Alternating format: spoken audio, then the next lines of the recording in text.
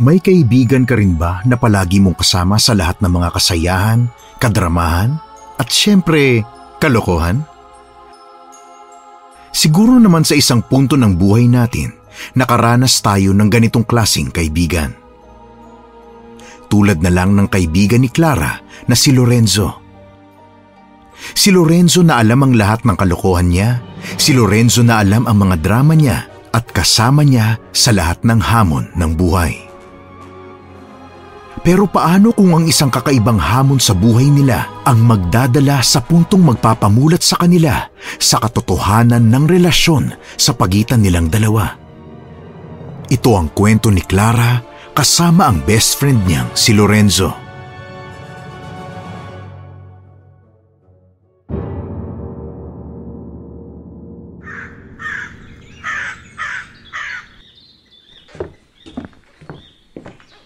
Lorenzo, ano ba? Tagal mo naman magbihis dyan. Uy, bilisan mo na.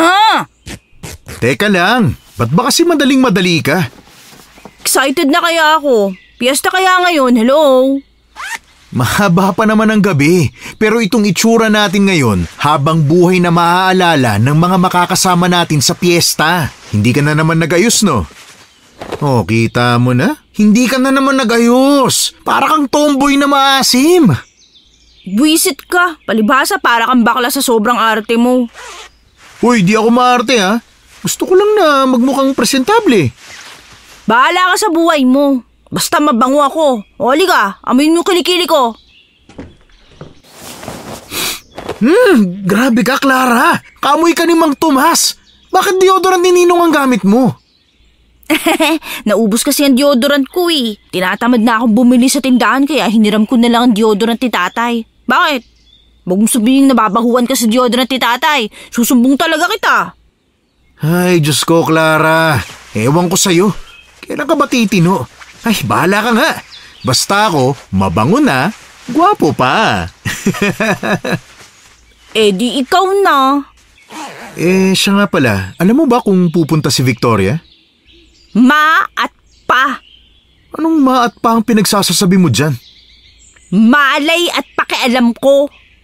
Ito naman oh. Dapat may pakialam ka kasi crush siya ng best friend mo. Aba, best friend lang kita pero wala akong pakialam sa crush mo. May sarili din naman akong crush, no? Sino ba kasi ang crush mo? Bakit hindi mo sinasabi sa akin? Kilala kita. Aasirin mo lang ako. Tsaka, simpleng crush lang naman eh. Hindi ko naman syosyutahin kaya hindi ko nasasabihin sa'yo. Babae ba yan o lalaki? Ba't kailangan mo pang malaman? Siyempre, kailangan ko malaman kasi best friends tayo. Hindi ba uso ang privacy sa atin? Hay nako, sigurado akong babae ang crush mo. Kesa kung ano-ano pang pag-usapan natin, umalis na tayo. Excited na akong kumain at maglaro eh. Para kang bata. Palibhasa, babaeng hinahanap mo rin eh. Nginisian ako ni Lorenzo bilang tugon sa sinabi ko. Natural sa aming dalawa ang asaran dahil ganun na kami mula pagkabata. Magkasama na kami simula pa noong nasa sinapupunan kami ng mga nanay namin. Hindi literal, hindi naman kami kambal. Mag-best friend kasi ang mga tatay namin at yun na nga, naging mag-best friend din kaming dalawa. Gusto pa nga sana kaming ipagkasundo pero ang problema, lalaki ako kumilos. Simula nung nakita nilang parang lalaki nga talaga ako kung gumalaw, hindi na nila kami pinilit. Nang makarating na kami kung saan ginaganap ang piyesta, kung ano-ano mga palarong ginagawa. Mayroong pambata, may pangdalaga at binata at syempre, mayroon din pang matanda.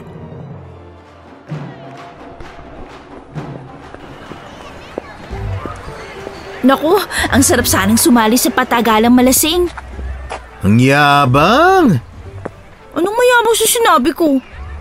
Porke matagal kang maglasing, gusto mo sumali ka dyan? Ay nako, wala kang laban sa mga tatay na kasali dyan. Ang lalaki ng mga kahan niya, no? Sa bagay, tama ka. At saka, hindi pa legal kay tatay ang pag-inom ko ng alak kahit na 20 anyos ako. Grabe si tatay, ano? Tinuturing pa rin akong dalagang Pilipina. Siyempre, nag-iisang anak na babae ka. Kaya ganun na lang ang pag-iingat sa'yo ni Ninong. Sus, kahit na ba? Ang tanda ko na oh. Hanggang kailan niya ba ako bebebehin? Ay, hayaan mo na muna si Ninong. Mahal na mahal ka lang nun. Ganun na nga talaga. Nagpapasalamat na lang ako na mahal niya ako. Pero sana wag naman over ang pagmamahal niya sa akin. Teka, Lorenzo. Tingnan mo, chicks oh. Ha? Saan? Saan? Ayun oh. Saan banda? Ay naku, bulag. Ayun oh, sa bandang kaliwa. Kasama nila Rose. Saan? Huy. Wow. Sino siya? Di ko rin kilala yan eh. Pero malalaman natin kung magtatanong tayo. Huy, teka. Saan ka pupunta? Kakausapin sila, bakit? Di ba yun naman talagang pinunta mo rito? Ang makahanap ng chicks? Ay, naku naman Clara oh. Hindi ganyan ang tamang pagdiskarte sa babae. Kaya hindi ka magkaka-girlfriend niyan. Hindi naman ako manliligaw ng babae. Bakit pa iniisip mo na agad na tomboy ako porket nakasuot lang ako lagi ng panlalaki? Ha? Hindi ka ba tomboy? Hindi nga. Ano, gusto mo bang kausapin ko sila Rose o hindi? Ano kasi baka isiping habol na habol ako. Bakit, hindi ba? Hindi, ngayon ko pa lang naman siya nakita. Kausapin ko ba o hindi? Sige, tara na nga, punta mo na nga. Ikaw ang kumausap ha. Akong bahala. Confident akong naglakad palapit kila Rose at sa babaeng kasama niya. Pagkatapos ay kinausap ko lang si Rose, tinanong ng kung ano-ano hanggang sa mapadpad na nga ang tanong ko sa kung anong pangalan ng babaeng kasama niya. Aniya, Sonia raw ang pangalan nito at apo raw siya ni Lola Soleng. Kunwari pa ngang shy type tong si Lorenzo dahil hindi masyadong nagsalita. Nagpakilala lang siya pagkatapos ay pangiti-ngiti na lang sa usapan. Wow, Sonia palang pangalan niya. Bagay na bagay. Ano ka ngayon ha? May bago ka na naman lalandiin. Grabe ka naman sa lalandiin. Hindi ba pwedeng kakaibiganin muna? Ay sus, kilala kita Lorenzo. Hindi uso sa'yo ang kakaibiganin muna. Shota ka kaagad no? Uy grabe, para namang sinasabi mong babaero ko. Ay sorry hindi ba? Clara, tandaan mo na ikaw ang dahilan nito. Hindi ko naman siya makikita kung hindi mo siya tinuro sa akin eh. Oo nga pala. Ewan ko ba, nasanay na rin kasi ako na ituro sa iyo yung mga magagandang chicks. Kaya lang parang kapag nasaktan pala si Sonia, ako may kasalanan kasi ako naging daan para magkakilala kayo. Ano ka ba naman, Clara? Hindi naman sa ganun. At saka, hindi pa naman sigurado kung sasagutin niya ako kapag niligawan ko siya, di ba? Sa bagay, pero baka pwede naman na magbago ka na. Kung liligawan mo man si Sonia, sana patagalin mo na ang relasyon nyo. Kasi ako nagiging kawawa sa tuwing nakikipaghiwalay ka sa mga naging girlfriend mo. O bakit ikaw? Wow! Mang maangan ng peg. Hala, seryoso, hindi ko talaga alam. Di mo alam na kapag nakipaghiwalay ka, ako ang pinuputakte ng mga babae at tinatanong kung kumusta ka. Kung may iba ka na, kung bakit ka nakipaghiwalay sa kanila. O ano ha? Sorry na nga Clara. O siya sige, gagawin ko ang lahat para hindi ko na magawa ulit ang bagay na yan. Kung kasing ganda ba naman ni Sonia magiging girlfriend ko makikipaghiwalay ba ako kagad? Aba malay ko sa'yo. Nung nakaraang buwan lang, napakaganda ng girlfriend mong si Pia Beauty queen na, matalino pa. Tapos hiniwalayan mo agad. Paano hindi ako makikipaghiwalay ron? Masyadong selosa. Pati nga ikaw pinagseselosan Ang sabi pa sa akin, baka raw may lihim tayong relasyon. Yak! Bakit niya nasabi yan? Kakadiri Malay ko sa babaeng yun. Baliw, di ba? Masyadong obsessed sa akin kaya hiniwalayan ko na kaysa magkaproblema pa. Pinapapili ba naman ako kung ikaw o siya? Siyempre, ikaw ang pipiliin ko. Naks naman. Baka ako nga pala talaga ang gusto mo ha. Nako, sinasabi ko sa'yo Lorenzo ha. Wag ako, hindi tayo talo. Ay nako, mandiri ka nga. Ang pinupunto ko lang, hindi dapat ako pinapapili ng isang babae sa pagitan niya at sayo. Dahil ikaw talagang paulit-ulit kong pipiliin. Mas lalo akong kinilig.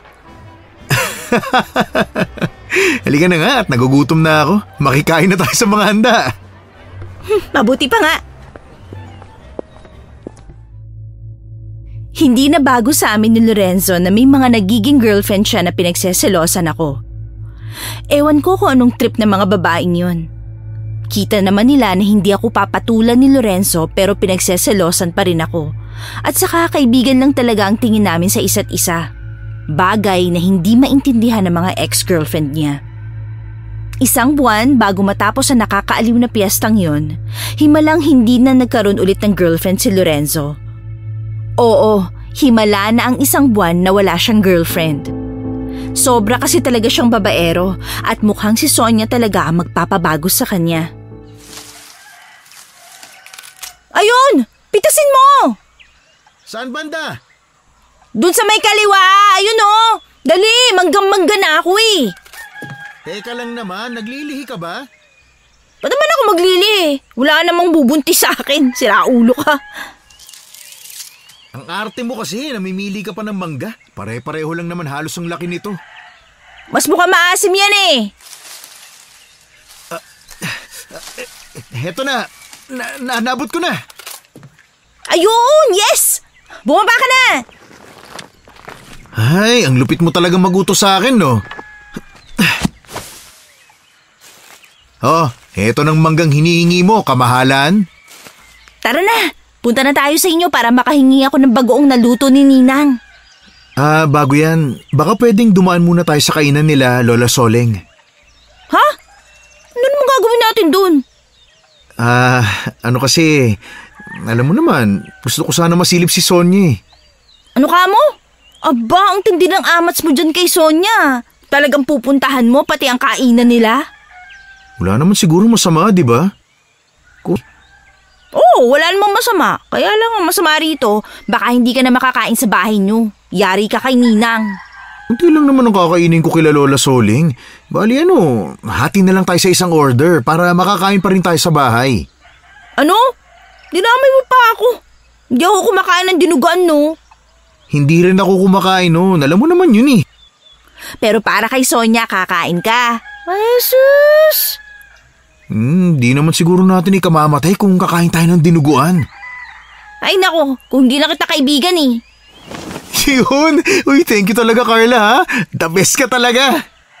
Ewan ko sa'yo. Tatagal pa tuloy yung pagkain ko ng mangga eh. Panira ka kasi ng moment. Imbis na sagutin ako ay nag-peace sign lang sa akin si Lorenzo. Nakakainis siya sa totoo lang. Pero ano bang magagawa ko kung isa lang akong dakilang best friend? Imbis na umuwi na nga sa bahay nila, dumiretso pa kami sa may kainan ni Lola Soleng. Si Lola Soleng ay ang lola ni Sonia na siyang nililigawan naman itong si Lorenzo. Kilala siyang may-ari ng kainan rito sa baryo namin pero isa sa dahilan kung bakit mas popular siya ay dahil sa tinda niyang dinuguan. Ang sabi nila, napakasarap daw nito at talagang makakalimutan mo ang pagkatao mo oras na matikman mo yon. Ewan ko kung OA lang ba sila kung mag-describe pero kami ni Lorenzo hindi pa natitikman. Hindi rin kasi namin trip ang dinuguan eh. Wala namang ibang ulam sa kainan ni Lola Soleng kundi dinuguan. May mga side dish lang sila para hindi siguro maumay ang mga customer. Grabe, ang haba ng pila. Ano? Alis na tayo. Nandito na tayo eh. Saka baka mamaya humaba pa lalo ang pila. Diyos ko naman, ano ba pinakain sa'yo ni Sonia at nagkakaganyan ka? Ikaw naman? Hindi ba pwedeng nagmahal lang? Eh naku, excited na ako rito sa mangga ko, no? Ewan ko sa'yo, mukha kang mangga. Walang yakang matanda ka! Anong ginawa mo sa anak ko? Hala, ano nangyayari? Teka, ano ba sinasabi mo, boy? Ano ginawa ko sa anak mo? Pumunta kagabi ang binata kong anak sa bahay nyo, si Mark. Pagkatapos, hindi na nakauwi. Anong ginawa mo sa kanya? Ababalay ko kung bakit siya pumunta sa bahay namin. Hindi ko nga alam na nagpunta pala siya eh. Huwag ka nang magmaang-maangan. Ilabas nyo si Mark. Tanungin mo sa apo mo. Wala si Sonia rito. Pumasok sa eskwela. Ano bang problema mo, ha? Paano mo ba nasabing nasa akin ang anak mo? At ano naman gagawin ko sa kanya?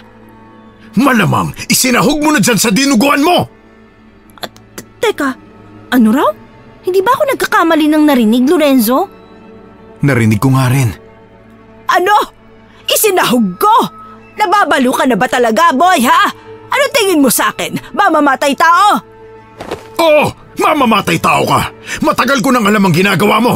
Ilang dekada ka nang nagtitinda ng dinuguan at hanggang ngayon, dinadayo at marami pa rin ang kumakain sa sobrang sarap. Pero bakit hanggang ngayon, dito ka pa rin nagtitinda? Bakit hanggang ngayon, tila hindi ka yumayaman? Hindi ko alam kung anong sinasabi mo. Pwede ba umalis ka na dahil nakakaistorbo ka na sa mga customer ko? Mga kaibigan, huwag kayong magpapalinlang sa babaeng to. Tao ang isinasahog niya sa dinuguan niya. Maniwala kayo sa akin, dapat pinapatay ang taong yan. Boy, tama na. Kung hindi ka titigil dyan, hindi ako mangingiming tumawag ng barangay para damputin ka. Eh di tumawag ka para magkaalaman na at malaman nila kung anong sahog ng dinuguan mo. Mawalang galang na ho, Mang Boy. Uy, Lorenzo, ano ka ba? Hindi, kailangan may pumigil sa kanya. Lorenzo, ano ka ba?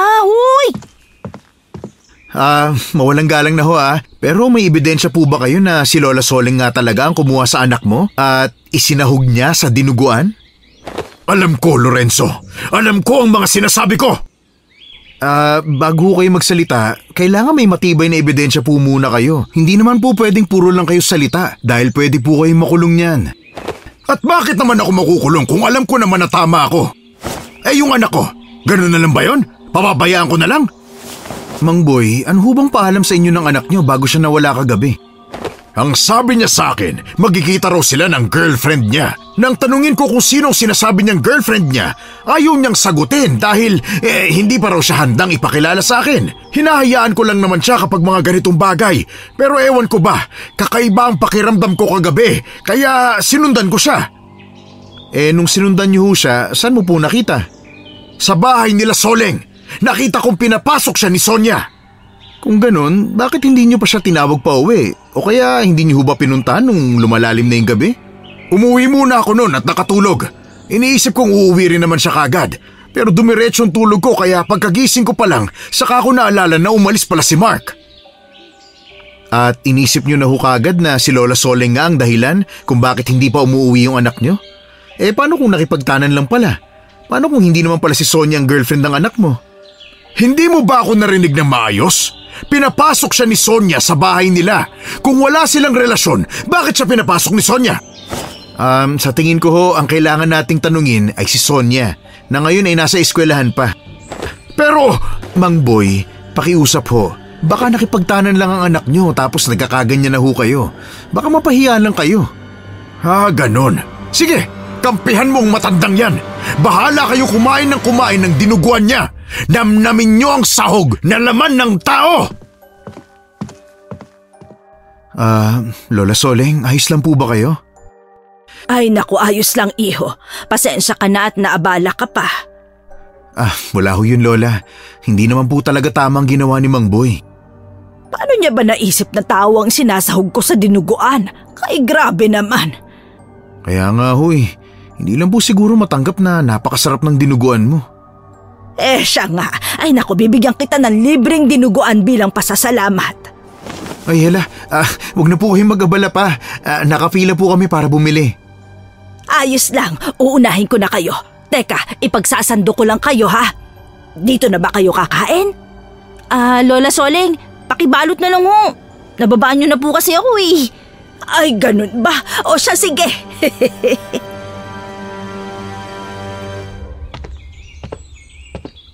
Heto na ang dinuguan niyo. Babayaran ko na po yan, Lola. Nakakahiya naman po.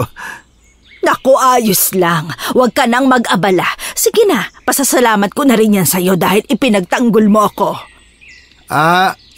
Sige po. Sige ho, Lola. Maraming salamat po. Nang matapos kaming bigyan ng dinuguan, agad kaming umalis para mabentahan na yung iba pang customer. Si Lorenzo naman, napakahaba na ng nguso habang naglalakad kami pa uwi sa bahay nila. Bakit ganyan ang nguso mo? Nakakainis ka kasi. Bakit ako nakakainis? Nakakainis kasi gusto kong dun tayo kumain. Pero ikaw, bigla kang magsasabi na nababanyo ka. Alam ko namang hindi totoo yun Naku, hindi pa ata nasampal na katotohanan. Ano sinasabi mo? Hindi na kita susuportahan sa panliligaw mo kay Sonia. Ano? Pero bakit? Hindi mo ba narinig ang sinabi ni Mang Boy? Boyfriend ni Sonia si Mark. Pinapasok pa nga sa bahay nila kagabi. Hindi naman sigurado yun. Hindi sigurado? Kung ganun, bakit pinapapasok ni Sonia si Mark sa bahay nila, Aber, ha? Malay mo may dahilan lang o kaya naman namalikmata lang si Mang Boy. Mukha namang di sinungaling si Mang Boy eh. Ilang taon na natin siyang kilala. Nasa elementary pa lang tayo, si Mang Boy na yan. Saka kababata natin si Mark. Hindi ka ba nag-aalala na bigla na lang siyang nawala? Baka nga nakipagtanan lang. Eh kanino? Kay Sonia? Mamaya kapag umuwi siya galing eskwelahan, malalaman ko. Hindi ko alam na pumapasok pala sa school si Sonia eh. Ay naku, tinamaan na nga yata talagang lintik. Pabayaan mo nga ako, Clara. Dati naman wala kang pakialam sa mga babaeng nagugustuhan ko eh. This time, seryoso ako kay Sonia. Kaya hayaan mo na ako, please. Ay, sige na, bahala ka. Iyak ka na lang later, ha? Hindi ko na pinatulan pa ang pagkainis na ipinapakita sa akin ni Lorenzo. Nanahimik na lang ako kesa humaba pa ang usapan. Ngayon ko lang siya nakitang nagkaganyan. Sa buong pagkakaibigan namin, nakita ko na rin siyang broken-hearted sa isang babae. Pero hindi ang tila mabaliw at magpakatanga. Pagdating namin sa bahay nila, kumain kami ng nilutong pagkain ni Ninang habang yung dinuguan hindi nakain dahil hinabol ng aso nila Lorenzo na si Putol. Napunit ang plastik at natapon. Kainis talaga yan si Putol. Hindi ko bibigyan ng pagkain yan mamayang gabi. Wala, pati ba naman si Putol papatulan mo na? Pwede naman tayong bumili ulit kila Lola sa uling ng dinuguan eh. Yaan mo na yun. Gustong-gusto ko na kasing matikman yung lasa eh. Pagkatapos bigla na lang hahablutin ni Putol. Nakaka-bad trip. Kaya nga huwag ka na magalit. Aso yan, malay niya ba?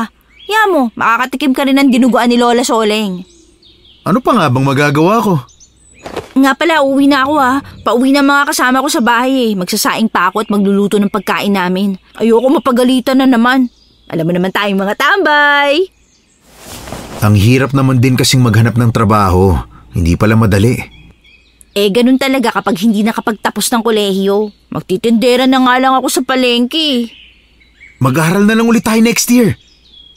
Tinatamad ako mag-aaral. Bahala na nga kung anong maisipan kong gawin sa buhay ko pagkatapos nitong taon na to. Ikaw ang bahala. Ay, siya nga pala. Pag uwi mo, silipin mo kung nandun na si... Ay naku, oo na. Ite-text kita kapag nakita ko. Ba't kasi hindi mo na lang hingyan ang number niya? Wala nga raw cellphone eh. Yun lang. Sige, alis na ako at baka bigla pang dumaming pag-uutos mo, kamahalan. Napapailing na umalis na lang ako ng bahay nila Lorenzo. Ang totoo niyan, kanina pa talaga ako naiinis sa kanya. Alam niyang bad trip na ako tungkol sa pagiging obsessed na kay Sonia pagkatapos gusto niyang silipin ko pa kung naroon na yung babaeng gustong gusto niya. Habang papalabas ng bahay nila, napansin ko ang asong si Putol na panayang paikot-ikot sa labas ng bahay nila. Tinawanan ko pa nga kasi parang hinahabol niya yung buntot niyang parang putol dahil sa iksi. Makati yata kaya hinahabol niya at gustong kamutin. Susubukan ko sana siyang lapitan para tulungan, pero kinahulan lang ako kaya dumiretso na lang ako sa pag-alis. Malapit na ako sa bahay nila Sonia nang natigilan ako dahil nakita ko si Mang Boy na abala sa pagsulyap-sulyap doon. Mang Boy! Ano pong ginagawa niyo dyan? Ay, Clara, nakita kong pumasok na si Sonia sa loob ng bahay nila. Mang Boy, baka po magkaproblema kung sisilip-silip po kayo sa bahay nila. Gusto ko lang naman malaman kung nandoon sa loob si Mark. Naku, Mang Boy, hindi po kami malapit niyan. Yung si Lorenzo po ang close niya. Naku, pagsabihan mo yung kaibigan mong yan, dapat hindi siya naglalalapit sa dalagang apo ni Lola Soleng. Mang Boy, bakit niyo po ba naiisip na isinahog ni Lola Soleng ang apo niyo sa dinugo ang tinitinda niya? Ang totoo niyan, palagi naman kasi talagang may nawawalang tao simula nung dumating si Lola Soleng dito sa baryo natin. 2 dekada na siya rito at simula noon, kung hindi rito sa baryo natin, taga roon sa kabilang baryo ang nawawala. Ang nakakapagtaka pa ron, parang hindi nagkakasakit yung matandang yan. 2 dekada ng ganyan ang itsura niya. Baka naman ho kasi healthy living. Dinuguan ang paninda niya. Paano healthy living kung karne ang binibenta niya? Ewan ko lang po pero hindi kaya masyado lang po kayo napapraning at ang lahat ng napansin nyo sa loob ng ilang taon, bigla mo na lang napagtagpi-tagpi ng ganyan? Ay siya, sige. Bahala kayong dalawa ng kaibigan mo. Basta ako, sigurado kong may lihim ang maglola na yan. O sige Mang Boy, para humatahimik na kayo, kakatukin ko si Sonia at tatanungin ko tungkol kay Mark. Ayos po ba yun sa inyo? Ay, sige. Gusto ko yan, Clara. Maraming salamat na kaagad. Ay, pakiusap. Alamin mo, Clara, ha? Kahit nahihiya talaga ako nakausapin si Sonia, minabuti kong kumatok sa bahay nila para naman makapagtanong ako tungkol kay Mark. Alam kong hindi pa rin naman maniniwala si Mang Boy kung ano man ang isasagot ni Sonia. Pero at least kahit papano, may makuha kaming sagot mula kay Sonia na huling nakasama ni Mark bago ito nawala. Tao po! Tao po! Magandang gabi, Sonia. Magandang gabi rin, Clara. Anong ginagawa mo rito? Pasensya ka na, Sonia. Ano kasi, magtatanong lang sana ako kung nakipagkita ka ba kay Mark kagabi. Oo, nagkita kami kagabi. Pinapasok ko pa nga siya rito sa bahay. Dumaan siya rito para makibanyo at makiinom ng tubig. Pagkatapos umalis na siya agad. Bakit nga pala? Kasi nawawala siya at hinahanap siya ni Mang Boy. Naku, Diyos ko, kaya pala. Ha? Bakit? Anong alam mo? Kasi nakita ko sa mukha niya kagabi na mukha siyang kinakabahan. Hindi siya mapakali. At saka may dala rin siyang malaking bag. Ganun ba? Bakit hindi binanggit ni Lola Soling ang tungkol dun kanina? Kanina? Bakit? Ano ba nangyari? Pasensya ka na. Nag-iskandalo kasi si Mang Boy sa tindahan ni Lola Soling. Ang pinagbibintangan niyang dahilan kung bakit nawala si Mark ay ang lola mo. Ha? Bakit naman niya pagbibintangan si Lola? Isinahog daw sa dinuguan ng lola mo. Naintindihan ko naman na nag-aalala siya pero hindi naman talaga tama na pagbintangan niya si Lola Soling, di ba? Tama. Ang totoo, nasa labas siya at naghihintay sa akin. Sinabi kong tatanungin kita para mapanatag na siya at hindi na niya isisi sa iyo ang pagkawala ni Mark. Naku, maraming salamat, Clara. At hinayaan mo makapagpaliwanag ako, ha? Ang sabi pa nga niya, boyfriend mo raw si Mark. Boyfriend? Wala nga ako nun di ba ang sabi mo may dala siyang mga gamit? Baka nga nakipagtahanan sa girlfriend niya. Baka nga, kaya siya parang kinakabahan. Tumakas siguro. Wala, ano yun? Ha? Hindi ko alam. Baka yung pusa namin. Pusa nyo?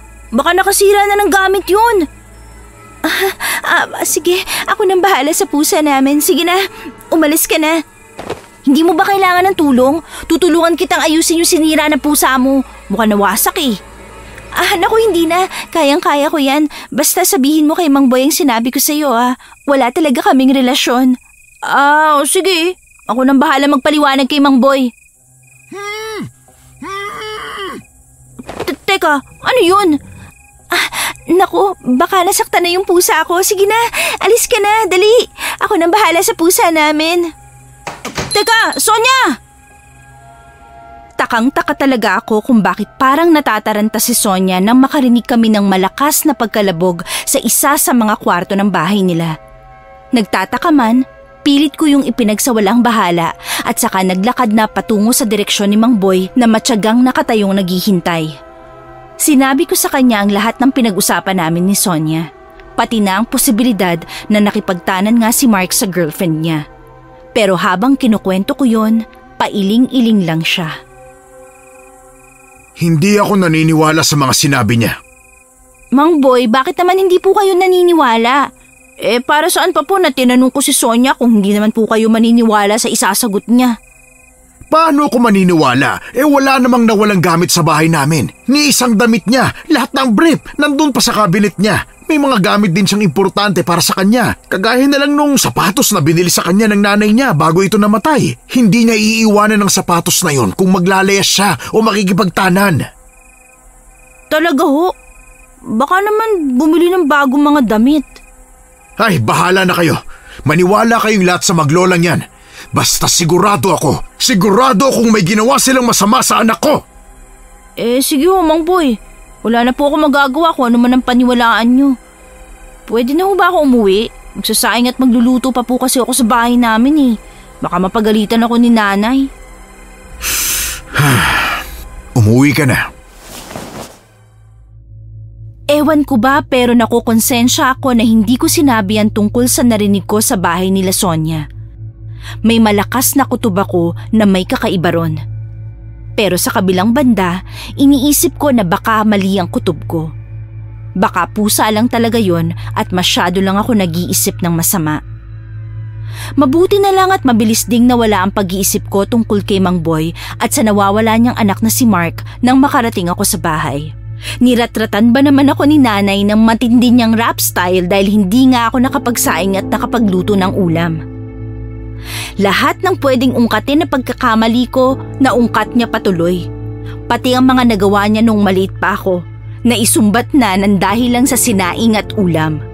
Pero sa huli, nanghingi rin naman siya ng tawad, dala lang daw ng gutom at pagod. Kinabukasan, maaga ako nagising para bumawi kila nanay. Nagluto ako ng masarap na sinangag at itlog para sa almusal.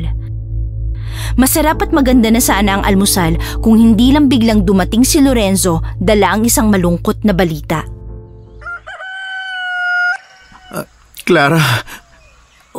Lorenzo, ang aga mo naman yata rito sa amin. Saka bakit ganyan ang itsura mo? Ano ba nangyari? Tara, pasok ka sa loob ng bahay. Clara? Sabihin mo na lang kaya kung ano bang kailangan mong sabihin. Si Putol. Ano nangyari kay Putol? Kasi si Putol, nagkaproblema. Nagkarabis yata. Ha? Nagkarabis? Paano mo naman nasabi? Nagising kami nila nanay kaninang madaling araw dahil panay ang kahul niya. Nang tingnan namin siya sa labas, nakita ko parang hindi siya mapakali. Ang totoo kasi niyan, hindi ko talaga siya binigyan ng pagkain dahil sa sobrang pagtatampo ko sa kanya. Kaya iniisip ko na baka nagugutom lang. Kumuha ako ng pagkain at ibinigay ko yun sa kanya. Pero hindi na siya kumakain. Umiiwas siya sa akin. Hindi ko maipaliwanag pero para siyang natatakot habang tulo ng tulo yung laway niya. Kahit tubig hindi siya umiinom. Diyos ko naman, baka naman nagtatampo lang kasi sa'yo. Kahit kay nanay ayaw na niya. Isa pa, ngayong umaga lang, namumula na yung mga mata niya. Mas tumindi yung paglalaway. At hindi mapakali kaya tinali na siya ni tatay kasi baka makakagat siya. Kung nagkarabis si Putol, di sana kinagat na kayo kagabi pa. Ay, hindi ko nga rin alam Pero pakiramdam ko may kinalaman sa hindi ko pagpapakain sa kanya. Ano ka ba naman, Lorenzo?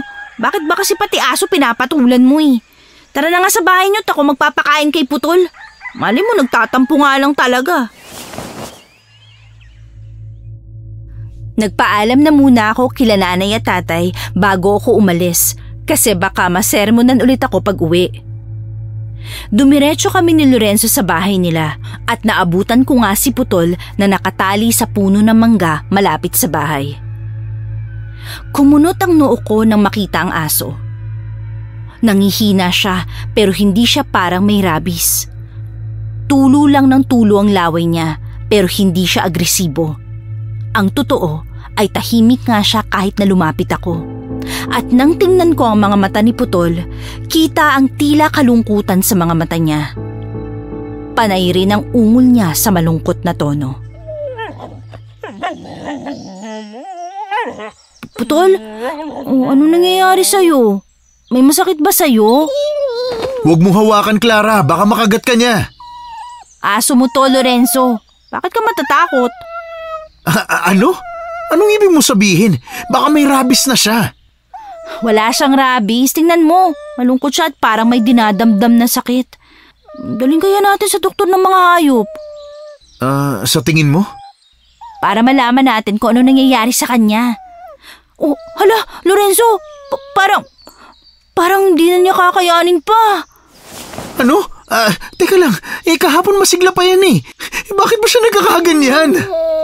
Wala tayong alam. Hindi natin alam kung anong sakit niya. Uy, Putol! Putol! Huwag mo naman kaming iwanan. Sorry, nagtampo lang ako sa'yo kasi kinuha mo yung pagkain na para sa akin eh. Uy, Putol, sorry na. Unti-unting nag-angat ng tingin si Putol kay Lorenzo habang mahinang umuungol. Hinihingal na rin ito sa sobrang panghihina. Wala kaming kaide-ideya sa nangyayari kay Putol hanggang sa unti-unti na itong pumikit at hinahabol na rin ang paghinga. Maya-maya pa, hindi na nakatiis pa si Lorenzo.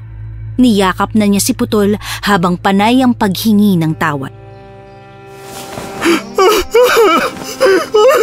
Putol!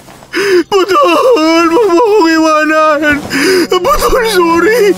Sorry, bibigyan na kita ng maraming pagkain! Pakiusap, huwag mo akong iwanan! Putol! Putol, dadalhin kita sa doktor, ha? Huy! Lumaban ka! Lorenzo, wala na si Putol. Hayaan na natin siya magpahinga. Hindi! Dadalhin natin siya sa ospital! Dadalhin na natin siya sa ospital, ha?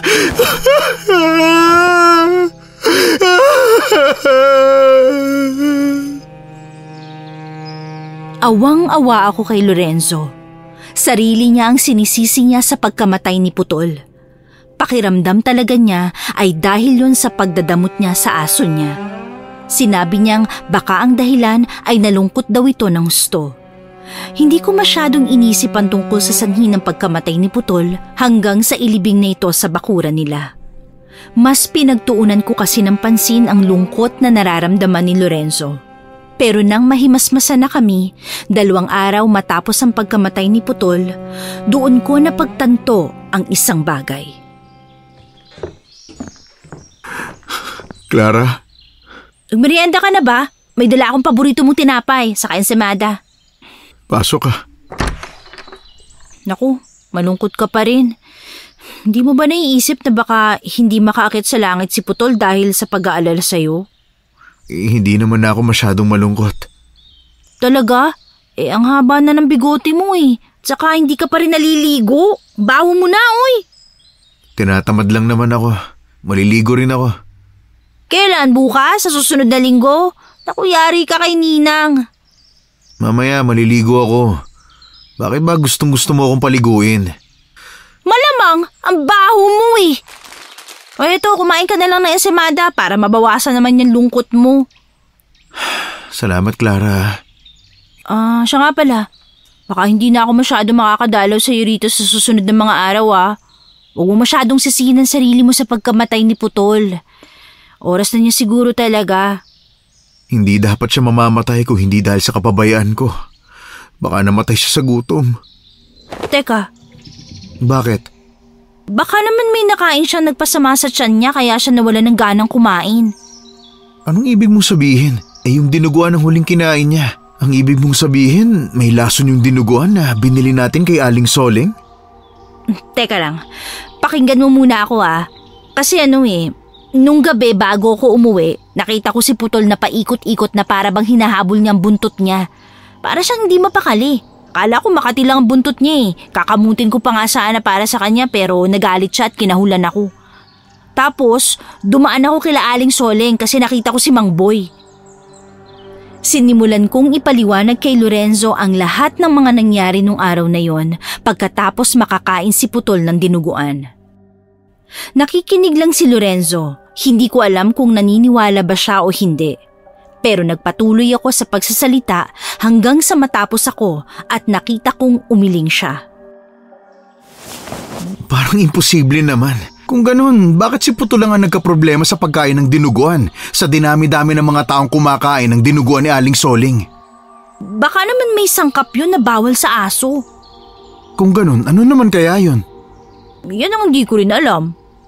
At saka, kung yung dinuguan nga talaga niya ang may kasalanan, sa tingin ko hindi naman talaga sinasadya ni Lola Soling yun. Hindi naman niya siguro sinadyang lasunin si Putol. Sabagay, tama ka. Pero paano naman yung narinig kong malakas na kalabog sa bahay nila? Baka naman pusa lang. Hindi ka pa talaga nagdududa? Hindi. Ayoko maghanap ng ibang masisisi sa nangyari kay Putol. Kaya sarili mo na lang ang sisisihin mo. Ano pa nga ba? Siya, sige. Sisihin mo na lang ng sisihin ng sarili mo sa lahat ng oras. Kailangan ko lang yata talaga na paglalaanan ng oras, Clara. Nalulungkot ako kapag nasa loob lang palagi ng bahay. Ang mabuti pa, sumama ka na lang sa paghahanap ng trabaho. Sige na nga, maliligo na ako. Kailan ka ba magsisimula maghanap ng trabaho? Ngayon na ba? Hapon na, ano ka ba? Bukas na lang. Lumabas na lang muna tayo. Kailangan ko lang talagang magliwaliw. Siya, sige. Maligo ka na at ang bantot mo na. Di ganyan ng Lorenzo na kilala ng lahat. Baka manibago sila kapag lumabas kang hindi nagpapogi. Kaya nga eh. Sige na nga, huwag kang sisilip sa banyo ha. Wala ka namang ginagawa rito sa bahay nyo eh. Hindi mo pa inayos ang pinto ng banyo nyo? Sus, mga ngatwiran pa talaga. Sisilip ka lang eh. Napailing na lang talaga ako. Alam kong malungkot pa rin si Lorenzo pero nararamdaman ko na kaagad siyang makaka-recover kung palagi akong nasa tabi niya para suportahan siya. Hindi naman kasi aso lang si Putol, parang pamilya na nila ito. Simula noong 12 anyos pa lang kami ni Lorenzo, alaga na nila si Putol. Hanggang ngayong 20 anyos na kami. Ang tagal na panahong kasama namin siya. Hindi madaling makamove on. Nang matapos siyang maligo, naglakad-lakad kami sa labas at kung ano-ano ang pinag-usapan. Hindi na nga namin naalalang pag-usapan si Putol hanggang sa mapahinto kami sa tindahan ni Lola Soleng. Pinipilahan pa rin talaga ang dinuguan ni Lola Soleng, ano? Kaya nga hindi ko masisisi sa kanya pagkamatay ni Putol eh. Gusto mo pa rin bantikman ng dinuguan? Lika, pila tayo. Wala akong pera ngayon, nakalimutan kong humingi ng pera kay nanay. Lilibre na lang kita. Gusto mo ba? Ayoko. Oh, bakit naman? Hindi ba't gusto mo matikman ng dinuguan na yan? Saka na lang siguro kapag nakapag-move on na ako sa pagkamatay ni Putol. Yang dinuguan na yan kasi. Okay, gets ko na. Sige, hindi na kita pipilitin. Tara na, pumunta na tayo sa bahay namin. Ay, Lorenzo, Clara, nandiyan pala kayo. Ano? Lalapitan ba natin? Ano ba magagawa ko? Hindi naman pwedeng pati siya iwasan ko. Lorenzo, halika rito, iho. Oh, tawag ka. Oh, Lola Soleng, kamusta po? Ay nako, eto, ang haba pa rin ng pila. Kahit sa merienda, patok ang dinuguan ko eh. Kaya nga po eh. Gusto mo ba ng dinuguan? Ayos lang po. Nagmerienda na po kami kanina. Ganun ba? Sayang naman. May special pa namang sahog ang dinuguan ko ngayong araw. Kung hindi merienda, ibalot nyo na lang. Panghapunan. Naku, hindi na po. Nakakahiya kasi wala po kaming pera. Mga hampas lupa po kami dahil tambay lang kami ngayon. Ay, ayos lang yan. Libre na. Baka naman po malugi kayo niyan. Ay, hindi. Ang dami kong customer, oh. Heto. Teka ha. Yan, sa inyo na ito. Naku. Maraming salamat po, Lola Soleng. Walang anuman. O siya, pagbebentahan ko lang ang mga customer ko, ha? Enjoy nyo na lang ang pagkain yan. Tahimik kami ni Lorenzo sa unang mga minutong naglalakad kami palayo sa tindahan ni Lola Soleng. Pareho kaming tahimik. Hindi ko alam kung ano ang sasabihin ko kay Lorenzo, lalo na ngayong alam kong hindi niya talaga gustong kumain ng dinuguan. Pilit ako nag-iisip ng tamang salita para buksan ang usapan sa pagitan naming dalawa, pero bago ko pa man masimulan, napahinto na ako nang mauna na si Lorenzo. Huwag kang masyadong mag-alala sa akin. Kakainin ko na to para naman malaman ko na ang lasa. Magiging ayos ka lang ba? Huwag mo ako masyadong intindihin. Pero ang sabi mo, ayaw mo pang kumain nito. Pwede naman siguro ako na lang ang kakain. Pwede ba? Naku, oo naman. Kakainin ko na lang para hindi masayang. Hindi mo kailangan pilitin ang sarili mo. Naku, maraming salamat Clara ha. Hindi ko alam kung anong gagawin ko kapag wala ka. Ayos lang. Para saan pa ba na mag-best friend tayo, di ba? Saka, ganito ka rin naman sa akin sa tuwing may problema ako eh. Damayan lang, no? Salamat talaga. The best friend ka, Maria Clara. Huwag mo lang akong tatawaging Maria Clara. Bakit ba ayaw mo sa pangalan mo? Ang ganda nga eh. Binibining Pilipina talaga ang dating. Naku, ewan ko dyan kay nanay. Sa lahat ng pwedeng pangalan sa akin, Maria Clara pa. Huwag na natin pag-usapan. Oh, sige na nga. Baka mamaya magbago pang isip mo eh. O yan, nandito na tayo sa bahay. Pagpasok namin sa bahay, kaagad akong nagsalang ng sinaing. At habang naghihintay na maluto ang kanin, naisipan kong kainin ng dinuguan dahil mayroong bahaw na kanin. Pero bago ako umalis sa kusina, may napansin akong kalamansi sa may lagayan ng mga sangkap ni nanay. Ewan ko ba pero parang may sumanib na kung ano sa kamay ko. Dinampot ko ang kalamansi at saka lumabas sa kusina. Oh, para saan yung kalamansi? Ewan ko, parang gusto ko lang siyang lagyan ng kalamansi eh. Baka mas masarap. Hala, hindi kaya pumangit ang lasa niyan? Ewan, pantanggalan sa lang. Sa bagay, malay mo, pwede naman. Pwede yan. Tingnan mo, mas masarap kapag may kalamansi. Alam mo, parang naaakit na rin akong kumain ah. Mukhang masarap eh. Wala nang duda ang sarap niyan. Dinadayo ba naman eh? Kaya nga. Dami pa nating daldalan. Natakam na ako. Pigain mo na tong kalamansi. Kung gusto mong kumain ka na rin ha. Kuha ka lang ng kutsara tinidor. Subuhan mo na lang ako. Uy, kadiri ko. Ito naman hindi mabiro.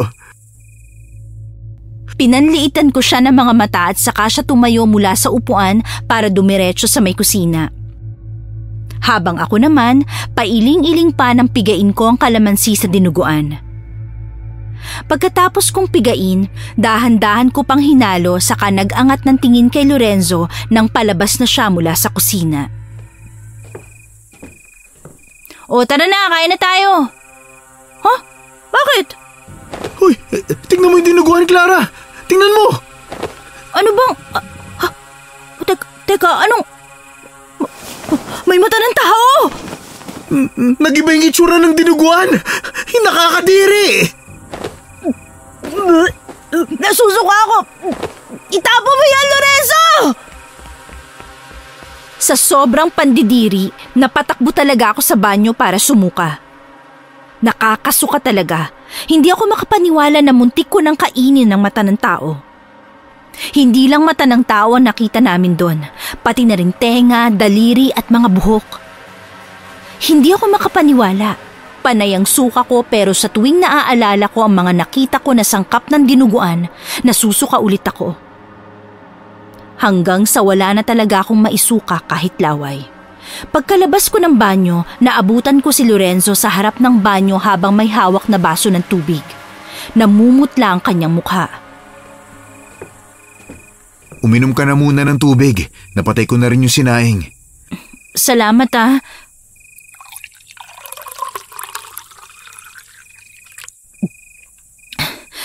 Grabe, hindi ako makapaniwala. Maski ako eh. Anong gagawin natin ngayon? Kailangan malaman ng lahat ng mga bumibili kay Lola Soling kung anong sahog ng dinuguan na binibenta niya. Alam ko, Clara, pero sa tingin ko, hindi muna tayo dapat magsalita. Kailangan muna nating manahimik at gumawa ng plano. Plano sinasabi mo? Marami nang nakakain ng ganong klaseng pagkain. Kasama na rin si Putol. Alam ko, Clara. Iniisip ko pa lang kung paano ako iniligtas ni Putol. Nasasaktan na ako para sa kanya. Yun nga siguro. Kaya kinuha ni Putol ang plastic ng dinuguan dahil naaamoy niya makakasama sa iyo yung pagkain na yun. Nanginginig ako sa galit, Clara. Nagsisisi akong ipinagtanggol ko pa si Lola Soling kay Mang Boy. Pagkatapos totoo naman pala ang isinahog niya si Mark sa dinuguan niya. Nakakapalumo. Isipin ko pa lang na pinapakain niya sa mga customer niya ang dinuguang ang sahog ay laman ng tao. Nakakadiri. Hindi siya tao, Lorenzo. Walang matinong tao ang makakagawa ng ganong karumal-dumal na krimen. Clara, makinig ka sa akin. Kailangan nating umaktong parang wala lang sa susunod na mga araw. Pupuntahan natin si Mang Boy at kakausapin para matulungan natin siya sa kung anong dapat gawin. Pagplanuhan natin lahat. Bakit hindi pwedeng direktang sabihin na lang natin agad? Nakita mo naman kung paano nag-iskandalo si Mang Boy, di ba? Nag-iskandalo siya pero walang naniwala sa kanya. Maski tayo. Oo nga pala. O siya, sige. Sana masikmura nating tiisin lang ang nalalaman natin sa loob ng ilang araw. Hindi ko alam kung paano ko kinayang kimkimin sa dibdib ko ang bagay na yon. Gustong-gusto kong sabihin kila nanay nang umuwi sila. Pero imbis na sabihin, itinikom ko na lang ang bibig ko. Hindi ako nagsalita kahit likas na madaldal ako. Napansin yun ni nanay pero sinabi kong sasabihin ko rin sa kanila kung ano ang problema sa oras na pwede ko nang sabihin. Nirespeto naman niya ang desisyon ko. Sa sumunod na araw, pagkaalis pa lang nila nanay, dumiretso na kaagad ako kina Lorenzo. Nadaanan ko pa ang tindahan ni Lola Soling nakabubukas pa lang.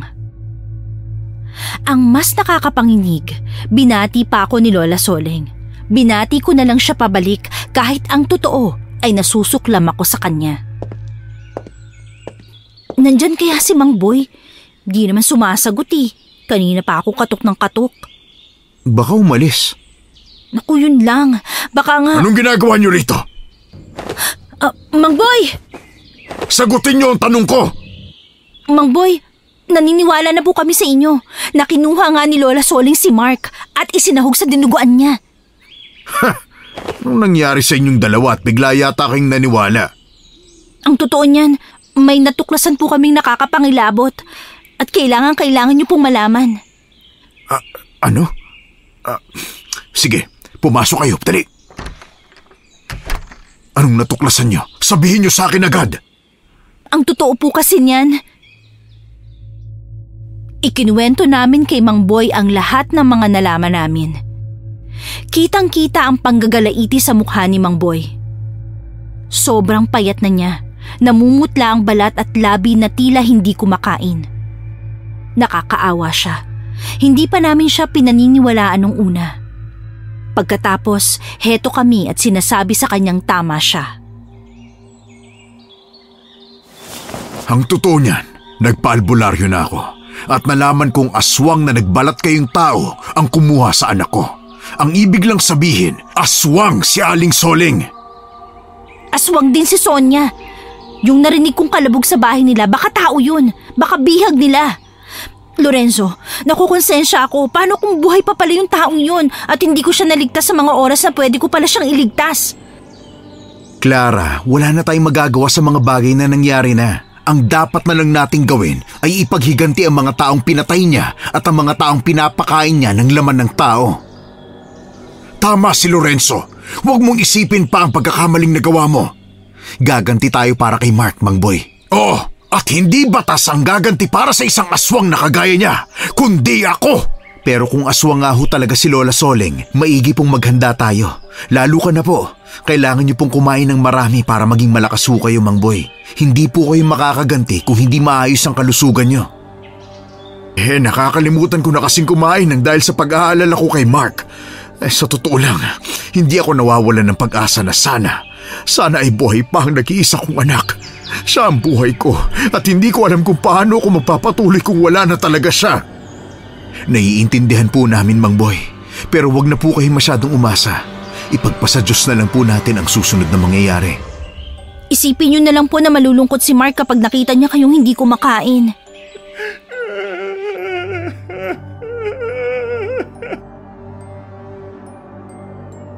Tuluyang napahugulhol na lang si Mang Boy. Nakakaawa kung paano siya umiyak. Kung nakakaawa na si Lorenzo dahil namatayan siya ng aso, mas nakakaawa si Mang Boy dahil nawalan siya mismo ng anak. Isang anak na dugot laman niya. Hinayaan namin siyang umiyak at ilabas ang lahat ng sama ng loob na nararamdaman niya. Nang mahimasmasan siya, kami na ni Lorenzo ang naghanda ng pagkain para sa kanya. Tama na itong kanin. Kayo rin magsikain na. Mang Boy, dagdagan niyo naman po yung kakainin niyo. Kaunti lang yan para sa kakailanganin yung lakas. Tama na muna ito. Kakain na lang ulit ako mamaya. Baka kasi mabigla ang tiyan ko. Matagal-tagal na rin akong hindi kumain ng maayos. Tama si Mang Boy. Hayaan na muna nating dahan-dahang mabawi niya ang lakas niya kesa biglain niya ang sarili niya.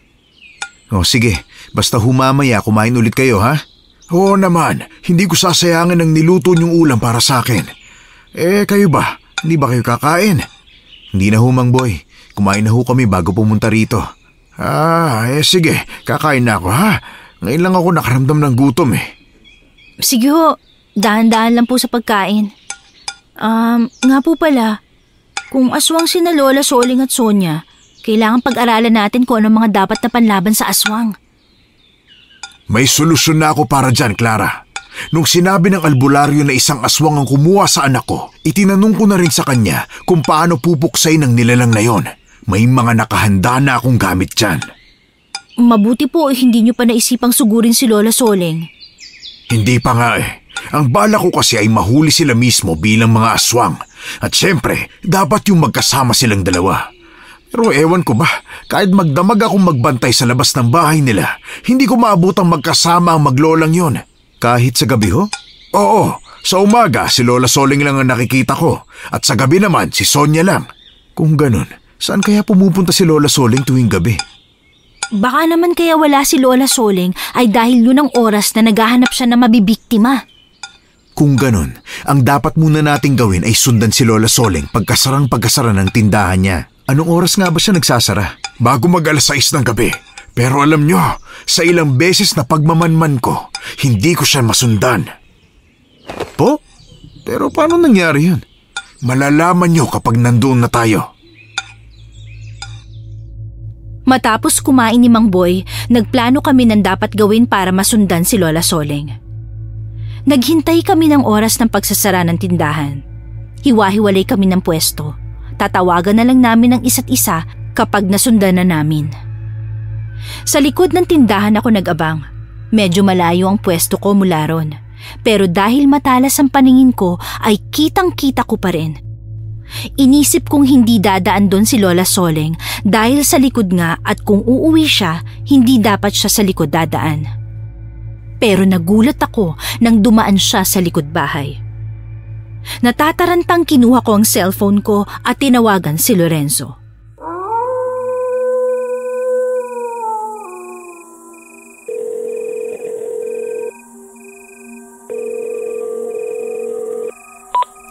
Lorenzo, dito siya dumaan sa likod ng tindahan. Bilisan niyo, susundan ko na siya. Sige, huwag kang susunod kaagad sa kanya. Sundan mo lang at mag-iingat ka. Huwag mo ring ibababa ang tawag ha. Susundan ka namin. Tatawagin ko lang si Mang Boy. Sige, sasabihin ko sa iyo lahat ng galaw niya. Kinakabahan ako, Lorenzo. Huwag kang kabahan. Kailangang hindi ka niya mahuli kaya tatagan mo ang loob mo. Bilisan niyo sumunod sa akin ha. Eto na, malapit na ako sa pwesto ni Mang Boy. Mang Boy, tara na! Sinusundan na siya ni Clara. Lorenzo, huwag mo naman masyadong isigaw. Hindi naman ako sumisigaw. Nasaan ka na ba, Clara? Papunta sa bahay nila. Alam mo, nakakapagtaka. Bakit? Kasi nakasaklob na malaking panyong ulo ni Lola Soling. Huwag mo na lang pansinin. Basta siguruhin mong masusundan mo siya. Ay hala, teka! Oh, bakit? Luminga-linga siya sa paligid. Baka nakita niya ako kaya nagtago na muna ako. Basta't huwag mong aalisin ang paningin mo sa kanya. Hindi nga. Malapit na ba kayo? Kasi hindi pa rin siya naglalakad eh. Palinga-linga pa rin siya sa paligid. Huwag ka muna magsalita, Clara. Baka naririnig ka niya. Sinunod ko ang sinabi ni Lorenzo. Itinikom ko ang bibig ko habang titig na titig pa rin kay Lola Soling. Pero may napansin akong kakaiba. Yung kamay niya, hindi nakulubot. Sinusubukan kong titigan ang mukha niya pero natatakpan niyo ng panyo kaya hindi ko masyadong makita. Hanggang sa tumigil na siya sa pag-ikot ng tingin sa paligid at nagpatuloy na nga sa paglalakad. Nakahinga na ako ng maluwag. Hinintay kong bahagya siyang makalayo mula sa akin bago ako tumuloy sa pagsunod sa kanya. Pero nagtaka ako nang makitang wala na siya kaagad. Nasaan na yun? Ako ba ang hinahanap mo? Sonia! Dahil sinusundan mo ko, isasama na kita sa mga koleksyon ko. Anong... Malalaman mo na ngayon ang sikreto ko, Clara. Naihulog ko ang cellphone ko nang takpan ni Sonia ang bibig at ilong ko. Babae siya, pero ang lakas niya. Hindi ako makapalag kahit anong pilit ko hanggang sa tuluyan na akong himatayin. Gumising sa akin ang nanunuot sa ilong na amoy ng nabubulok na bangkay. At nang magmulat ako ng mga mata, laking gulat ko nang sa harap ko ay may nakasabit na patiwarik na tao. Agad gumapang ang matinding kilabot sa buong pagkatao ko. Hubot-hubad siya at parang baboy na nakabitin. Pawalan niyo ako rito! Sonia! Lola Soleng! Takot ka pala eh. Pero bakit lakas loob mo pa rin akong sinundan?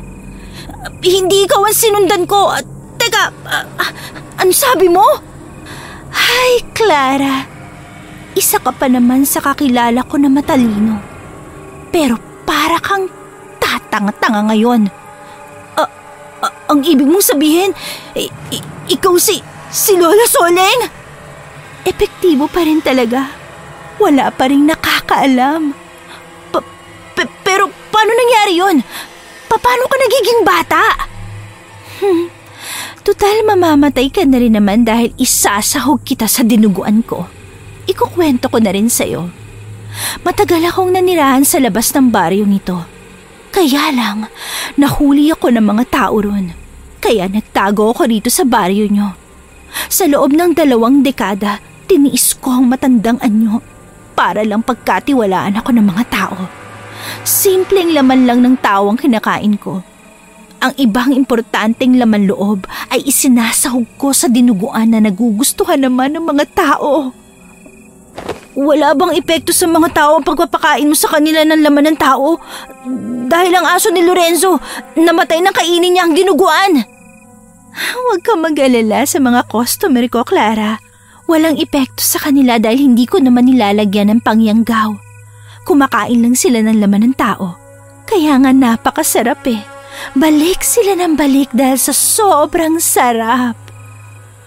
Napakasama mo! Hindi mo pa natikman ang dinuguan ko, no? Mabuti nga at hindi ko pa natikman. Tama lang na sa loob ng ilang taon na nagtitinda ka rito sa baryo namin, hindi kami kumakain ng dinuguan. Ay, ang malas mo naman. Hindi mo pa natikman kung gaano kasarap ang laman ng tao.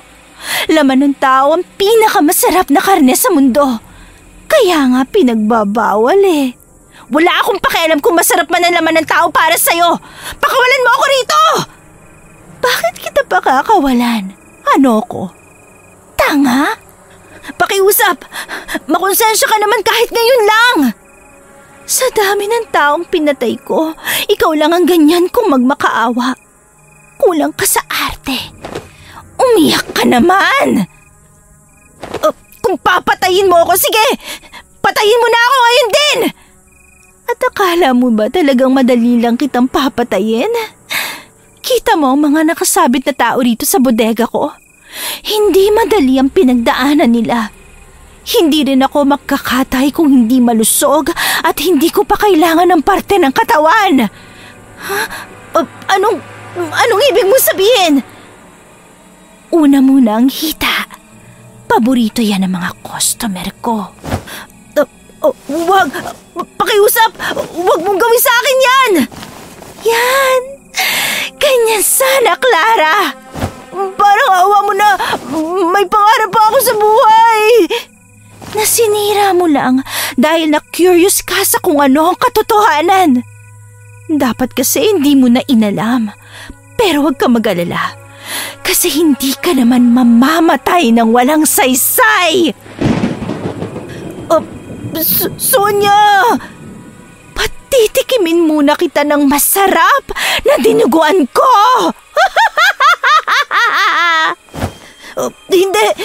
Hindi pwede!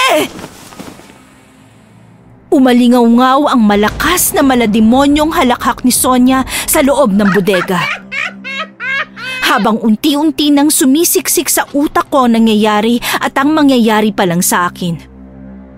Kung wala akong gagawin, hindi na ako aabutan pa ng umaga.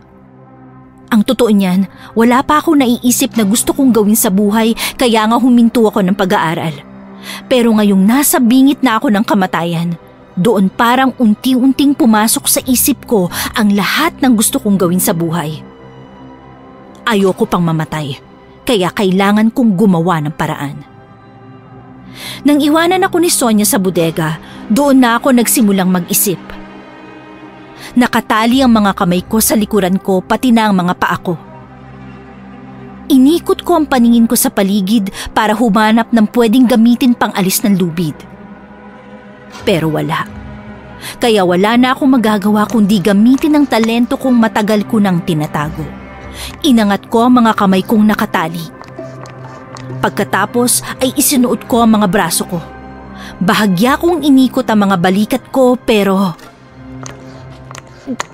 Diyos ko naman, ba't pa ang tagal kong hindi ginamit tong talento kong to? Hindi ko na tuloy magawa. Bumalik na tuloy! Clara? Clara, nandiyan ka ba? Lorenzo, ikaw ba yan? Oo, ay sa wakas at nakita rin kita. Kanina pa ako naghahanap dito sa bahay nila Sonia. Kakalasin ko ng pagkakagapos sa mga kamay mo. Si Mang Boy, nasan?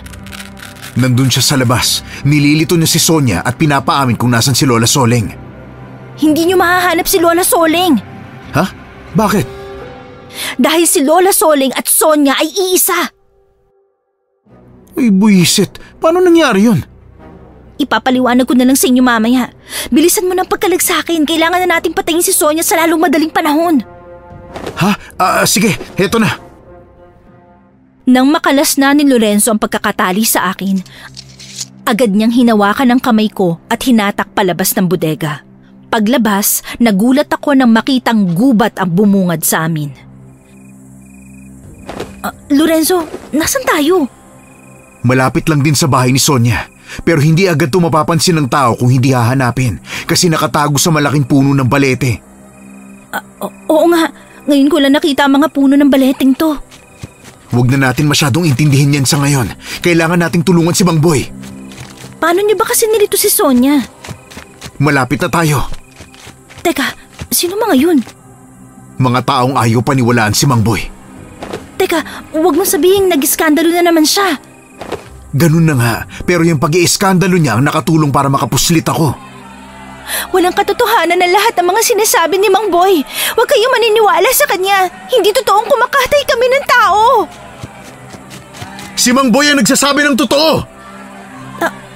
Lorenzo, ano ginagawa mo rito? Si Clara ang patunay na mamamatay tao sila Sonia. Binihag siya ni Sonia at ni Lola Soleng. Oo, totoong binihag nila ako. At ang totoo niyan, si Sonia at si Lola Soleng ay iisa. Pero imbis na paniwalaan kami ng mga tao, nagsialisan sila. Pinagtawanan nila kami at sinabihan ng mga nababaliw na. Nang makaalis na ang mga tao sa paligid, humagalpak ng tawa si Sonia. Ang tatanga! Sinong maniniwala sa inyo? Tama na Sonia, hindi man sila maniniwala. Alam naman natin ang katotohanan. Ang dami niyo pang satsat! Magkakatay pa ako ng lulutuin para bukas. Sino bang uunahin ko? Bago kami, ikaw ang mauuna. Mang Boy, ilabas mo na ang alas natin! Heto na, Lorenzo! Teka! Ano yan? Nagulat ka, no? Hindi ordinaryong buntot pagi ito. May basbas ito ng puting engkanto, kaya siguradong patay kang aswang ka! Hindi! Hindi niyo ako basta-basta mapapatay! Hindi tao lang ang papatay sa akin! Hindi lang kami basta-bastang tao. May silbi ang buhay namin kaysa sa'yo! Nagngingit-ngit sa galit na hinampas ni Mang Boy ng buntot pagi si Sonia. Pero mabilis itong kumilos. Kaagad siyang nakaiwas at nakatakbo papasok sa bahay niya. Habang kami ni Lorenzo, marahas na tinulak ang pinto na isasara na dapat ni Sonia. Pumasok si Mang Boy sa loob ng bahay habang sumunod kaming dalawa ni Lorenzo. Lorenzo, anong pwede kong gawin? Heto, kunin mo tong bag ko. May lamang mga panlaban sa aswang yan. Ikaw, anong gagamitin mo? Marami na akong asin at bawang sa katawan ko. Susundan ko na sila at baka masaktan si Mang Boy. Sige, mag-iingat kayo ha. Kaagad na sumugod si Lorenzo patungo sa kung saan tumakbo si Mang Boy at si Sonia. Habang ako naman ay naghalungkat sa loob ng bag na binigay sa akin ni Lorenzo. Habang naghahalungkat ako, bigla kong naalala yung kwarto kung saan may narinig akong kalabog. Nakaramdam ako ng matinding kuryosidad sa kung ano nga bang nasa likod ng pintong yon. Kaya imbis na sumunod kila Lorenzo, napagpasyahan kong tingnan ng kwarto. Nung una ay hindi ko yun mabuksan kaya sinubukan kong sirain ang doorknob gamit ang itak na nasa loob ng bag. Sobrang lakas ng kabog ng dibdib ko habang unti-unti kong binubuksan ang pinto. At nang tuluyan nga yung bumukas, laking gulat ko nang makita si Mark. Buhay at humihinga pa siya, ngunit ang kaliwang binti niya ay putol na. Hindi na ako nagdalawang isip pa. Pumasok ako sa loob ng kwarto. Maganda ang kwarto at maayos, ngunit ang parte kung saan nakagapos si Mark ay puro dugo. Nang tuluyan ko siyang mailabas, pumunit ako sa damit ko para ipangtapal sa putol niyang binti. Diyos ko Mark, mabuti't naabutan ka pa namin ng buhay. Clara? Sino yan? Si Mark! Lorenzo! Tulungan mo ako! Buhay pa siya! Diyos ko! Siya nga! Teka si Mang Boy, kailangan na nating dalhin sa ospital to si Mark. Nandito na ako! Napatahimik na namin ang aswang. Teka. Sino ba yang? Mark? Mark! Anak ko! Ay, Diyos ko, buhay pa siya! Kailangan na po natin siyang dalhin sa ospital. Mamaya na lang po tayo mag-usap. Ako na ang bahalang tumawag ng mga pulis, Mang Boy. Samahan mo si Clara. Teka, bakit tatawag ng mga pulis? Dahil hindi naman namin pinatay si Sonia. Kailangan niyang pagbayaran ng mga kasalanan niya habang nabubuhay pa siya. Kailangan mong ipaliwanag sa akin yan. Sa ngayon, gawin na muna natin ang mga dapat nating gawin. Tuluyan na nga kaming umalis ni Mang Boy kasama si Mark. Tumawag ako ng tricycle na maghahatid sa amin padiretso na sa ospital. Habang nasa biyahe, hindi ko mapigilan ng kabahan para kay Lorenzo. Kung ano-anong senaryo ang pumapasok sa isip ko, bagay na pwedeng mangyari sa kanya habang wala ako. Pero pilit kong tinatatagan ang isip ko. Iniisip ko na lang na hindi magpapaiwan si Lorenzo kung alam niyang hindi niya kaya. Clara, bumalik ka na sa baryo natin. Po, pero kailangan niyo pa po ako rito. Ayos na ako. Alam ko namang ligtas si Mark dahil nakausap ko siya kanina. Tanging ang binti lang niya ang problema. Ang importante ay buhay siya. Malaking problema po ang mawalan ng isang binti. Siguradong hindi lang pisikal na katawan ni Mark ang nasasaktan ngayon, pati na rin emosyonal. Yun na nga. Pero alam kong malalampasan din ni Mark yun. Kaya ikaw, bumalik ka na roon at tingnan mo kung ayos lang ba si Lorenzo. Alam kong kanina ka pa nag-aalala. Hindi naman po masyado. Sus, kitang-kita ko ang pag-aalala sa mga mata mo. Kaya huwag ka nang magmangmangan pa, Clara. Oo na po. Nag-aalala nga po talaga ako sa kanya. Hoy, may gusto ka kay Lorenzo, no? Olo, may gusto agad. Mag-best friend lang po kami. Ganyan nagsisimula ang isang magandang love story, Iha. Naku, pag kami pong dalawa, hindi love story, kundi horror. Loko kang bata ka. Siya, sige na. Umalis ka na. Kaya ko na rito. Kahit nag-aalangan akong iwanan si Mang Boy, kinailangan ko talagang umalis. Natataranta pa ako nang sumakay na ako sa jeep pabalik sa baryo namin. 1 oras kasi ang biyahe mula sa baryo namin patungo sa ospital. Napakiusapan lang ang tricycle na dumiretso sa ospital. Emergency kasi. Pero kapag hindi emergency, kailangan kong sumakay ng isang jeep at 2 tricycle. Nang makabalik na nga ako sa baryo namin, kaagad akong dumiretso sa bahay nila Sonia. Pero hindi na ako pwedeng pumasok dahil may pulis na sa loob at maraming tao sa labas. Nasaan na kaya si Lorenzo? Gusto ko, baka na paano na yun? Uy, Clara! Ay, palakang ko ano ka ba? Ito naman, masyadong seryoso. Bakit ba para kang sobrang nag-aalala dyan? Sino bang di mag-aalala ha? Naiwan ka mag-isa at buhay pa si Sonia. Baka bigla yung makatakas at patayin ka. Buhay pa naman ako. Ay, palibasa hindi ka nasa lugar ko kaya parang wala lang sa'yo eh. Grabe ka naman. Naiintindihan naman kita. Pero okay na ako kaya huwag ka na masyadong kabahan dyan, ha? Siya nga pala, nasa si Sonia? Hindi na siya si Sonia nung nilabas siya ng mga pulis eh. Ibig mong sabihin, si Lola Soling na siya? Oo, ganun na nga. Hindi ba delikado na dadalhin sa kulungan ng aswang? Baka kainin niya mga tao ron. Subukan niyang kumain ng tao. Siguradong ikamamatay niya. Ha? Hindi ba tao nga ang pagkain niya? Paano ikamamatay niya yun? Nagbibiro ka ba? Yung buntot pagi na ginamit ni Mang Boy sa kanya, may kasamang sumpayon mula sa puting engkanto.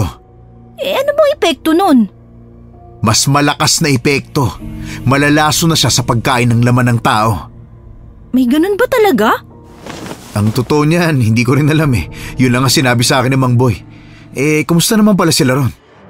Yun, nagpapanggap si Mamboy na parang ayos lang ang lahat. At least daw, buhay pa ang anak niya. Pero ang totoo, napakahirap ng sitwasyon ni Mark dahil wala na siyang isang binti. Alam mo, hindi ko maiwasang sisihin ng sarili ko eh. Kung alam ko lang na si Mark pala ang nakakulong sa kwartong yun, di sana. Huwag mo nang isisi sa sarili mo ang nangyari. Si Lola Soling o si Sonia lang ang may kasalanan ng lahat ng to. Pati na ang pagkamatay ni Putol. Sana pagsisihan niya ang mga nagawa niya habang nasa loob siya ng kulungan. Nagsisisi rin ba ang mga aswang? Yan ang di ko alam. Tinawanan na lang namin ni Lorenzo ang nangyari. Pero ang totoo, nakakapanlumo talaga. Maraming tao ang nakakain ng laman loob ng tao at maraming tao rin ang nabiktima ni Lola Soling. Kumalat ang balita tungkol sa dinuguang tininda ni Lola Soling sa baryo namin. Yung iba ay natroma sa pagkain ng ulam sa karinderya kaya sari-sariling luto na lamang ang lahat. Ang iba naman ay nagduda sa mga tindang karne sa palengke kaya halos isda at gulay lang ang nabebenta. Halos malugi ang mga nagtitinda ng karne ng baboy at manok. Pero ilang buwan lang din ay kusang humupa ang takot na yon at kumalma ang buong baryo namin. Hay, pasok kayong dalawa. Hali kayo habang mainit pa ang niluto kong pansit. Maraming salamat po sa pag-imbita sa amin. Naalala niyo po talaga kami. Siyempre naman sa dami ng taong hindi naniwala sa akin, kayo lang ang naniwala. Kaya hindi ko talaga kayo makakalimutan. Kayo rin ang dahilan kaya naabutan nating buhay ang anak ko. Naku Mang Boy, magkakaiyakan pa po ba tayo rito? Birthday niyo ho, dapat masaya tayo. Ay, pasensya na kayo. Hali kayo, pasok. Mang Boy, nasa na po pala si Mark? Si Mark, bumili ng cake. Talagang pinilit niyang bumili. Nang siya lang humag-isa? Oo, may nag-donate ng artificial leg sa kanya mula sa gobyerno. Nakakalakad na siya ngayon. Nagsimula na nga siya magtrabaho nitong nakaraan lang eh. Naku, magandang balita po yan. Ay oo, napakasaya ko na namumuhay na ulit ng normal ang anak ko. Siya nga po pala. Kung hindi niyo po mamasamain, curious kasi ako eh. May bodega si Lola Soling, di po ba? Bakit imbis na sa bodega, sa kwarto siya nilagay ni Lola Soling at hindi siya kaagad kinatay? Tanging binti lang niyang nakain. Ayun ba? Ang kwento sa akin ni Mark, gustong-gusto raw siya ni Lola Soling. Masarap daw ang karne niya, malinamnam dahil malusog siya. Kaya yun, inuunti-unti siya ng kain. Ay nako, kung maririnig niyo lang ang kwento niya, nakakaawa. Ayoko na lang sariwain pa. Naku, pasensya na ho kayo natanong ko pa. Walang problema. O siya, kumain na kayo ng pansit para pagdating ni Mark, kakain naman tayo ng cake. Hindi po ba mas okay kung hihintayin natin si Mark para sabay-sabay na tayong kumain? Tama ho si Clara. Nakakahiya naman kung hindi mainit ang pansit mamaya. Naku, wala pong problema sa amin yan. Mas maganda nga yun kasi hindi na namin kailangan mag-ihip-ihip pa. Sa bagay, tama kayo. Ayos lang ba sa inyo maghintay? Ayos lang po. Meron nga pala akong sasabihin sa inyo tungkol kay Soleng. Bakit po? Anong nangyari? Namatay na siya. Kahapon lang. Nang dahil sa katandaan. Hindi pa naman po ganun katanda si Lola Soleng At saka, isa siyang aswang. Hindi na siya nakakakain ng tao, kaya hindi na siya bumabata tuwing gabi. Unti-unti nang bumilis ang pagtanda niya, kaya nilipat na siya sa selda na siya lang mag-isa. Hanggang sa nito lang, namatay na siya. Naabutang abo na lang ang natira sa selda niya. Ay, ang daya naman nun. Namatay kagad siya sa loob lang ng 1 taon, samantalang ilang buhay ng tao ang binawi niya. Kaya nga, ngayon ang sarap na ng pamamahinga niya. Sa impyerno siya dumiretso, kaya imposibleng namamahinga siya roon. Ay, hayaan niyo na. Ang importante ay naranasan niyang magdusa. Nakakapanlumo na saglit lang pinagdusahan ni Lola Soleng ang kanyang mga kasalanan. Dapat pinagdusahan niya ng mas mahabang panahon. Kasing haba ng panahon na nagnakaw siya ng mga buhay na dapat nabubuhay pa hanggang ngayon. Pero imbis na manlumo pa, kumapit na lang kami sa sinabi ni Mang Boy. Nag-aral ulit kami ni Lorenzo. Kumuha ako ng kursong education habang si Lorenzo ay kumuha naman ng engineering. Nakakapagtaka nga na hindi siya nang bababae simula nung nangyari yon. Congrats, engineer! Salamat, Clara. Kalain mo yun? Ilang taon lang ang nakaraan, halos ayaw pa nating mag-aral. Nangangapa pa tayo sa kung ano talaga ang gusto natin sa buhay. Tapos ngayon, heto. Heto na tayo. Kaya nga ikaw rin, teacher ka na. Naku, may let pa. Di pa ako pumapasa. Sus, madali lang yan para sa'yo. Sigurado akong may papasa mo rin yan. Nax, ang hilig mo talaga mang-motivate. Hindi ka gaya nun. Alam mo, napansin ko ang laki ng pagbabago mo. Bukod sa hindi ka na pala asar, hindi ka na rin babaero. Napansin mo rin pala? Akala ko hindi. Oo naman. Hindi ko lang pinuna dahil baka mausog. Bakit nga ba? Dahil ba sa nangyari kay na matanda pala at aswang pa, ha? Uy, hindi no? Sus! Nag-deny ka pa talaga. Kung hindi yun ang dahilan, ano? Na-realize ko lang kasi kung sino talaga ang gusto ko.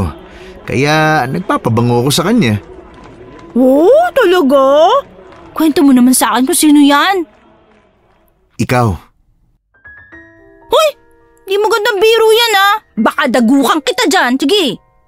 Kaya nahihirapan akong umamin Parang mukha lang akong joke para sa'yo. Uy, teka lang. Totoo ba? Totoo nga, parang tanga to. Akala ko nagjo-joke lang si Lorenzo nang sabihin niyang gusto niya ako. Siguro inabot din ng 1 taon ang panliligaw niya sa akin bago ko siya sinagot. Hindi ko kasi talaga mapaniwalaan. Parang hindi siya mag-workout. Pero sa totoo lang, naging maganda ang relasyon namin hanggang ngayon. Mas masayang maging asawa ang matagal mong naging matalik na kaibigan. Yung kaibigan na nakasama mo sa lahat ng hamon sa buhay bago kayo nagkatuluyan.